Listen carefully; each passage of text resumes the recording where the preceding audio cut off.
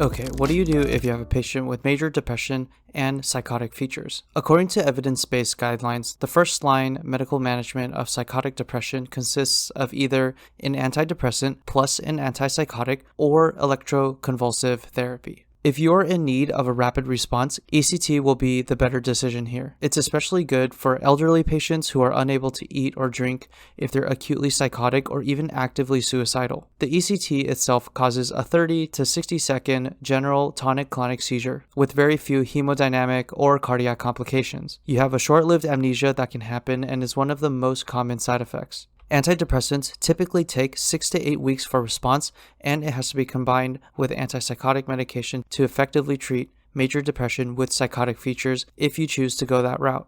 To recap the indication for electroconvulsive therapy for depression, it's treatment resistance, psychotic features, or emergency conditions such as the patient is pregnant, they're refusing to eat or drink, or they're at very imminent risk for suicide.